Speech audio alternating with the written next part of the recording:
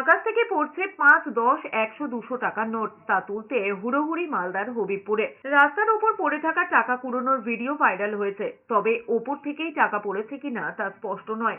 জানা গিয়েছে, মালদার হবিবপুরের ছাতিয়ানগাজী কাঠের ব্রিজ এলাকায় রাস্তার ওপর ছড়িয়ে ছিটিয়ে থাকা টাকা দেখে উত্তেজনা ছড়িয়ে পড়ে।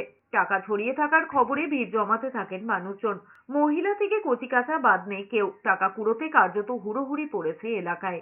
এরপরেই দেখা যায় কারো হাতে 200 টাকা, কেউ পেয়েছেন 50 টাকা। কিন্তু কিভাবে এই টাকাগুলো এসেছে, কারা ফেলেছে তা স্পষ্ট নয়। সন্ধ্যা 6টা থেকে রাত্রি 9:30 পর্যন্ত 2 টাকা, 1 টাকা, 5 টাকা, 10 টাকা এইরকম অনবরত পড়তেই আছে। কোথা থেকে পড়ছে কেউ বলতে পারছে না। ঠিক আছে, হয়ে গেল। আজকে সকাল মোটামুটি 7টা থেকে 5 টাকা, 10 টাকা পড়তেই আছে। পড়তে পড়তে আস্তে আস্তে মানুষজন ঝুঁকে গেল। এমনকি এই পয়সাটা মানে সবাই পাচ্ছে, মোটামুটি 10 টাকা, 5 টাকা সবাই পাচ্ছে।